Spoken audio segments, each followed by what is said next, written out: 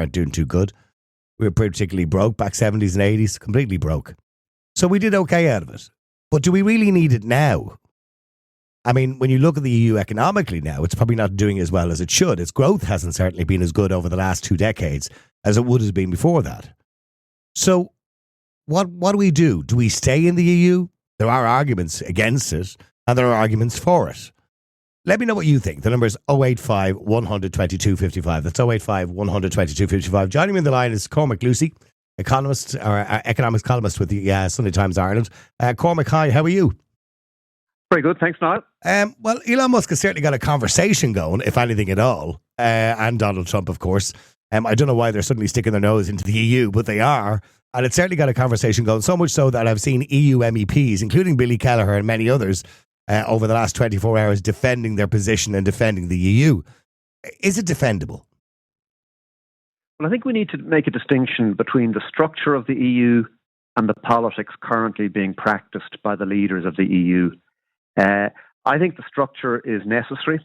I think if the EU didn't exist with a bunch of small independent states littered across Western Europe, they would need to invent something like the European Union to gather together under one umbrella in an ever more hostile global setting. But the politics of the EU, the dominant social democratic politics, whether, whatever party label people have, it's all for more regulation, it's all for more restriction, it's all for more spending, it's all for more taxes. I think that's the real problem with the EU. Well, they're kind of suffocating business, aren't they, with over-regulation and over-compliance? They are, but if you look at countries which have gone in the other direction, if you look, say, at Poland, so Poland, within the next 2 or 3 years, income per head in Poland is expected to exceed income per head in the United Kingdom.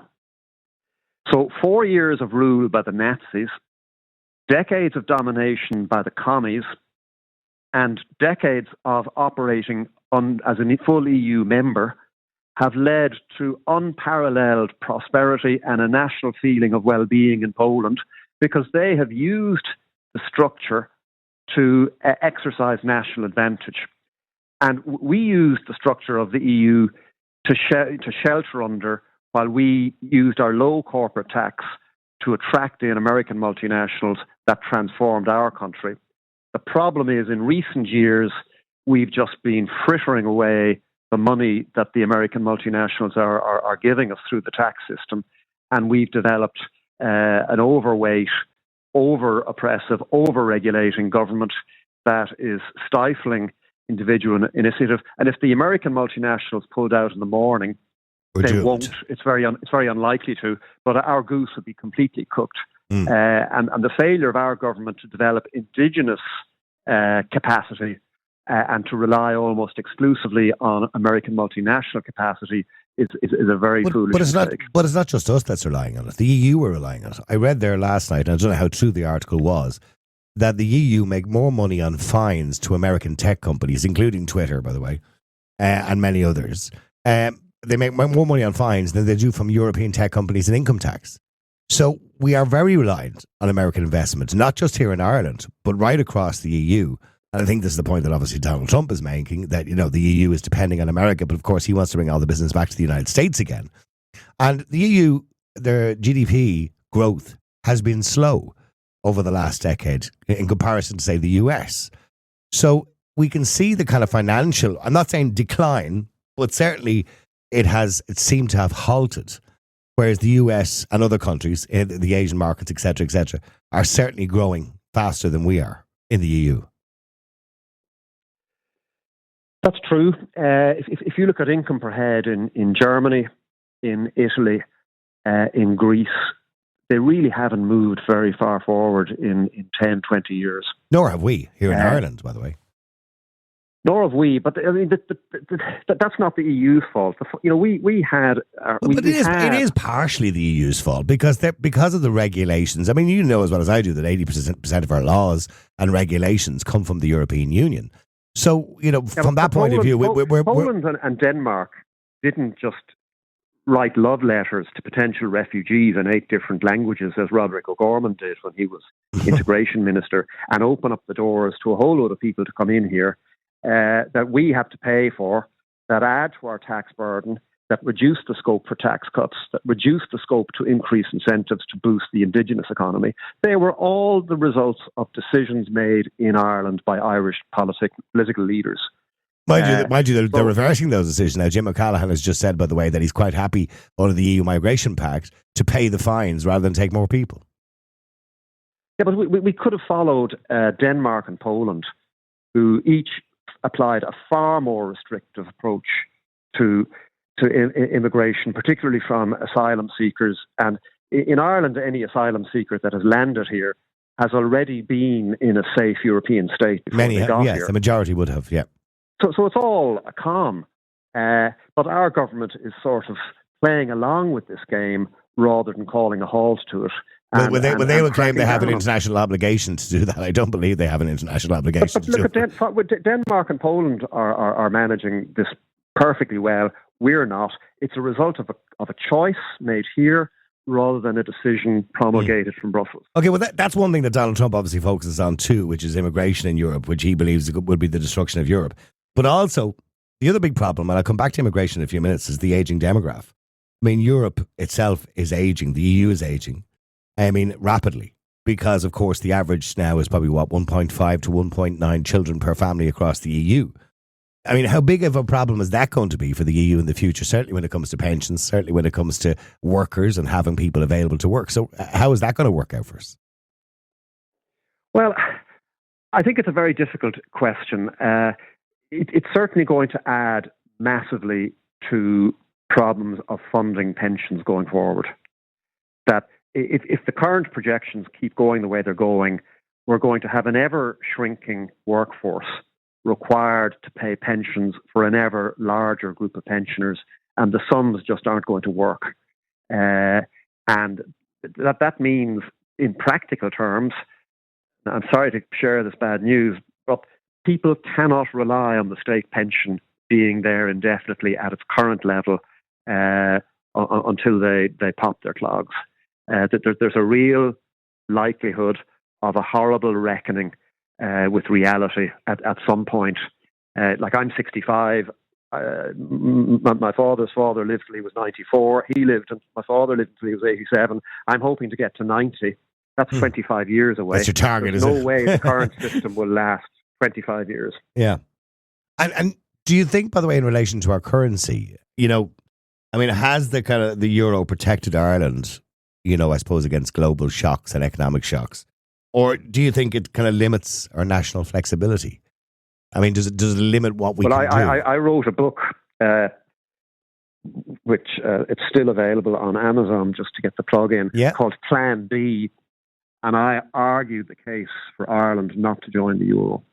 And I think we'd be better off with the national flexibility and also with the price signals that having our own currency would impart to the domestic economy.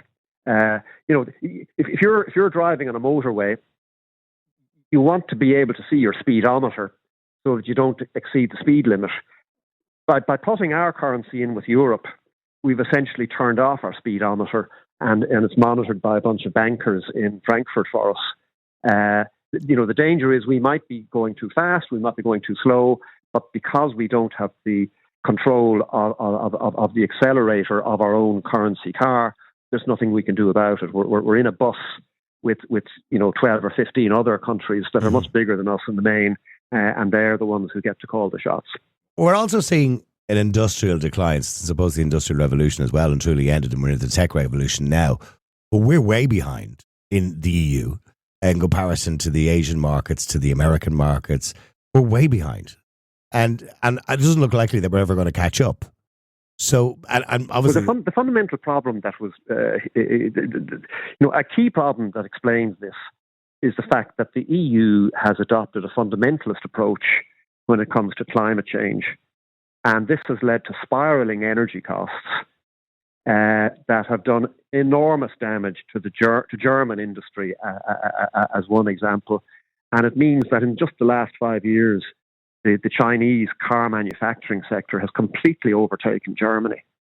And the Germans are aware of this, but I don't think they've got the pluck or the guts to actually reverse course on the climate change agenda. They used to get huge amounts of oil from Russia, and that fueled an awful lot of their energy needs.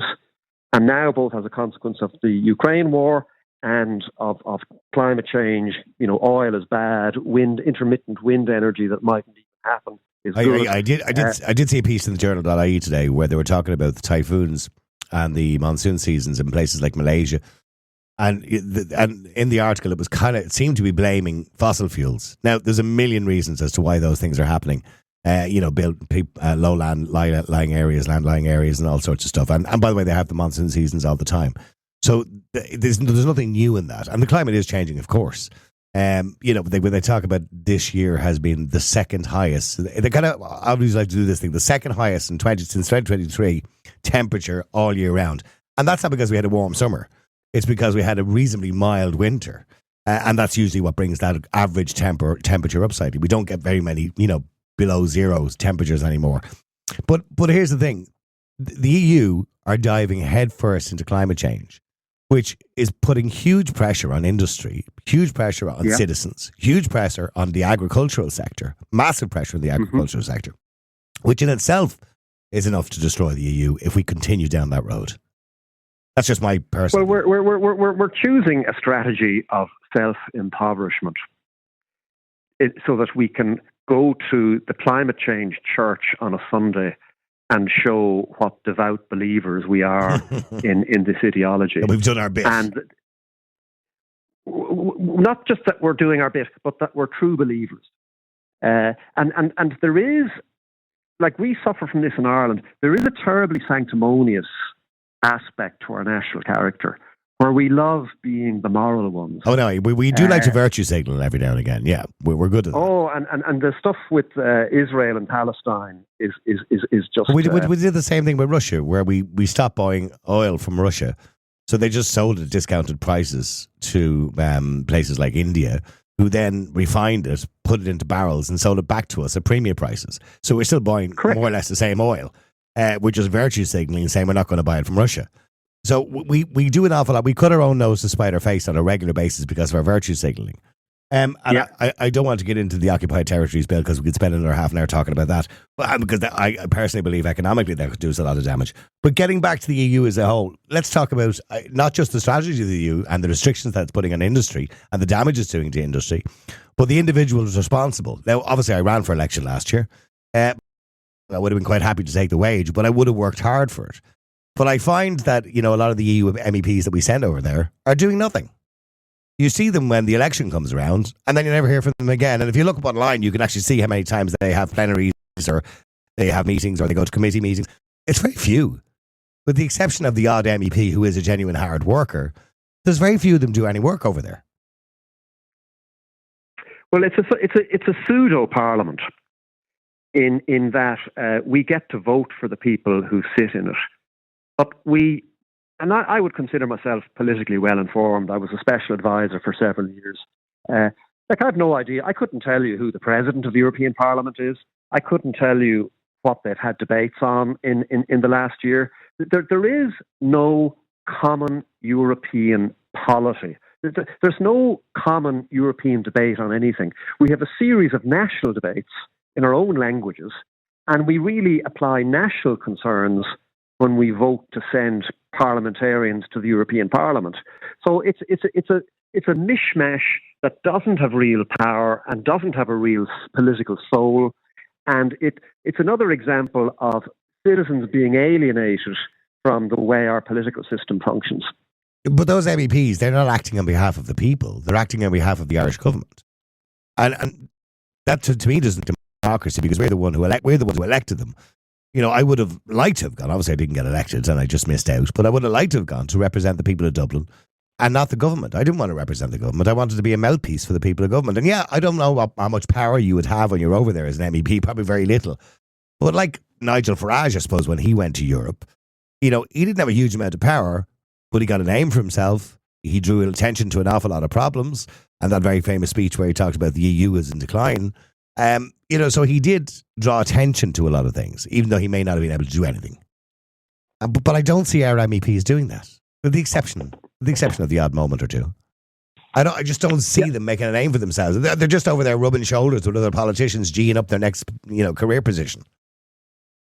And that's why I call it a pseudo-parliament. We do vote for it, but it doesn't act in the way a normal parliament does. And as you say, clever entrepreneurial individuals like Nigel Farage can use it as a stepping stone into national politics by building a profile for himself out in Brussels. But essentially, when he's building a profile for himself, or anybody else builds a profile for themselves, they're playing the role of an individual entrepreneurial politician rather than the classical role of a parliamentarian who focuses on assembling majorities to push political causes. And the whole European Parliament is just it's taking national politics and attempting to channel it into a European form, but it doesn't work. But Cormac, the original EEC, of course, before the EU, and most of us of our vintage will remember that. So the idea was to come together as European countries and cooperate, have a tax system which was beneficial to everybody within that EEC, the European Common Market. And that to me seemed like a good idea. The extension then, by extension to give more power to Brussels in the EU, I don't think it's been hugely successful. You're saying, okay, that Ireland was skint and, and now we do economically, we're doing okay. Mind you, we are depending a lot on American investment, but we're doing okay. And we maybe wouldn't have done that without the EU. I think with the EEC there in the first place anyway, and that cooperation between countries, which didn't take away our sovereignty, didn't take away our independence, and still gave us control over our own legislation, I think was a much better option for us. Well, certainly I think there's a big question mark over whether the European Union has improved the lives of the people of Europe since it emerged from the European Economic Community. And there's a big question mark over whether having a more integrated European organisation has actually done anything for us, or whether we'd have been better off remaining essentially as a souped-up free trade area. And by the way, Neil, you said something there about giving up power to the EU. If you look at the Bunrucht na Héireann, the Irish Constitution, we're all very familiar with Articles 2 and 3, which concern our aspiration to national unity. But what is the very first line of the Constitution in Article 1? The first line is, the Irish nation hereby affirms its inalienable, indefeasible, and sovereign right to choose its own form of government. So indefeasible means it can never be given away. Even if we decide we want to. But we are doing that at the moment, aren't we? We're giving away national autonomy on a regular basis. I mean, Micheál Martin talked about sovereignty being a backward, a backward term or whatever the wording he used at the time. It doesn't seem to have a huge amount of value in our sovereignty. So, I mean, I think a lot of people think it's beneficial. It's happening, Neil, on the basis of shaky legal foundations. And if Micheál Martin uses the word backwards, maybe he's using it to describe his own mental state. But really, he is a social democrat from the 1990s who doesn't see the growing alienation of voters from the political offering that he and like-minded people are offering. And we could see that with the low turnout in the presidential election. We can see it across Europe with low turnouts. We can see it with the rise of what they call far-right parties. But really, they're just citizen-based revolts against an unaccountable political oligarchy that believes it has the right to sit in power forever and is resistant to the notion that it might be voted out of power. Okay, so finally, in relation to the EU and the comments made by Elon Musk, and don't get me wrong, Elon Musk is certainly not the most intelligent person in the world, but he certainly is the richest and most powerful man in the world, financially. Do you think there's any substance to that? Do you think the EU will eventually destroy itself? Because it's constantly chipping away, isn't it? Like I said earlier, Neil, I just think we'd need something like the EU if it didn't exist. That's why I mentioned the EEC. Yeah, I mentioned the EEC. I do believe that it has to be a common travel area. Correct. I think the issue is, do we want an EU that is this ambitious for power is this ambitious to centralise sovereignty, or would we be better off with a more decentralised, flexible system where individual countries could compete on policy and we'd get a better chance to see what works and what doesn't work, and we would learn from experience, rather than having kind of a top-down, authoritative approach that in some ways resembles the Soviet Union, not the individual sovereign countries of Europe. It's from where we have evolved. Do you think we're losing our independence? I think we're not losing it. We're letting it slip away by, essentially, people in power have started treating politics as a form of permanent career route, and they're then pretending that they have some religious superiority. They're developing belief in the EU, for example, as a form of religious belief, or belief in integrating Ireland with people from all over the world as a belief that is above question. But these things are, of course, open to question, especially if they're producing results that generate so much political unhappiness. Final question for you. If there was a referendum tomorrow for Ireland to exit Europe, similar to the United Kingdom, and by the way, different economists have said different things to me in relation to the UK's position currently at the moment. What's happening there at the moment, obviously the economic downfall at the moment, was predicted. But it did say that it would happen and then they would regain that again, and it would take about 20 years, right? Do you think if there was a referendum tomorrow in Ireland that we would leave the EU? Do you think the majority of people are happy? We're when they do polls across the European Union about attitudes to the EU, despite what you and I might think, the Irish people as a whole are among the most enthusiastic about the European Union. Wow. And that may have been a reason why you didn't get elected last year, and also why I didn't get elected last year. So I think, I firmly believe that you're right in your viewpoint that the EU has gone too far, too fast, and should be pulled back. But I don't think that we're anywhere close to persuading a majority of our fellow citizens that is the case. And therefore, I think if there were an in-out referendum, it would lose heavily. Well, there you go. I've got a tip for the next EU election anyway, which is stay away from the Euroscepticism. That's probably the best thing to do. Cormac, it's been lovely talking to you. Thank you very much indeed for joining us. Cormac Lucey, economics columnist with the Sunday Times, the Irish Sunday Times, of course. Thank you for joining us today on the show, and I really appreciate it. Okay, now.